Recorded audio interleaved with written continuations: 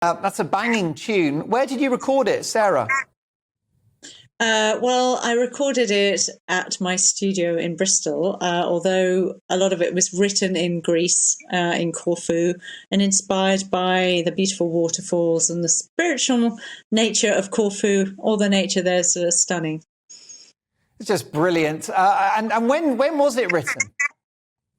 I actually wrote it 2 years ago in lockdown.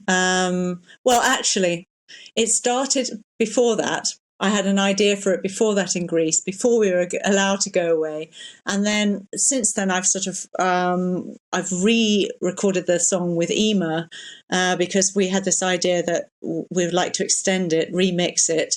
And also it's Sappho's poetry, the Greek poet from, I think she lived between 630 and 570 BC in Lesbos. So it's really all about female friendship and love. And so there's a mixture of influences and times and a lot of euphoria around the excitement about writing it. Yes. And the video, of course, that's another thing that we love doing.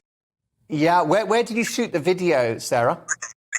Well, I have to be honest and say a lot of it's all Greece. It wasn't all specially shot because we had to really get the video ready in time. So a lot of it's library and a lot from my own library. And yes, it was quite inspiring just seeing all those Greek images. We wanted people to feel that they were on holiday in ancient Greece.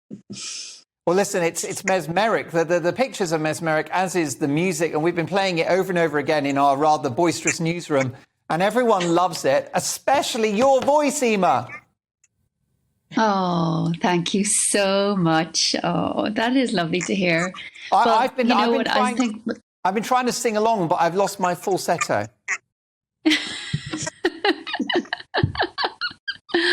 Well, there must be a remedy. How's your ancient Greek going there, Mark? Is it you getting the handle on it? It's better than my falsetto, put it that way. It's brilliant, and your voice is just is unbelievable for that tune. Eimear, how did you meet Sarah?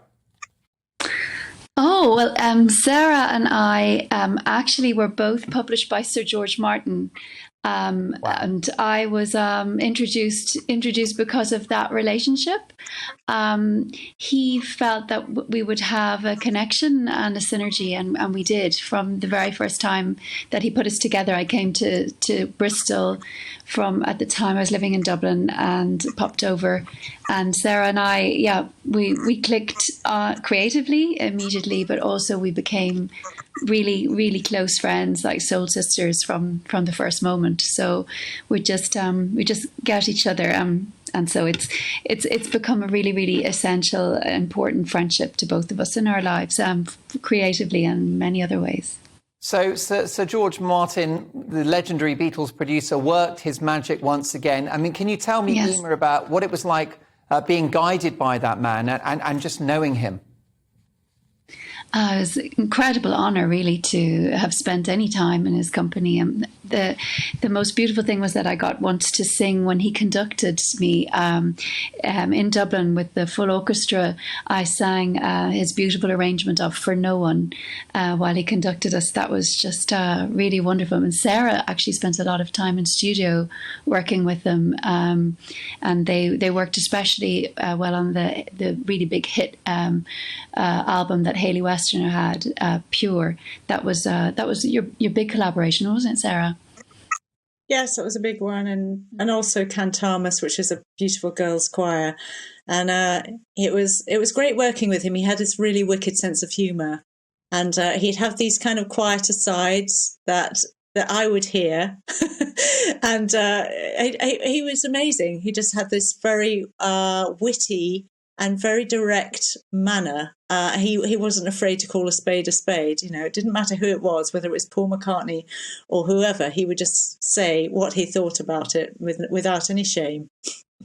And what do you think, Sarah, about this genre of music? I mean, you've won 3 Emmys and nominated for a classical Brit as well, Sarah. What do you think about the public appetite for classical music?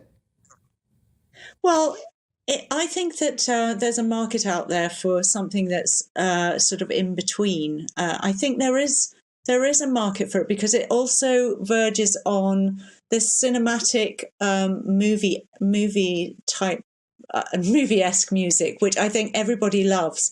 And if it evokes a story, if it evokes something in you, then I think people connect with it on all sorts of different levels. And there's all types of age groups, as I've noticed in the demographic that comes up on who's listening, Spotify, Apple Music, whoever.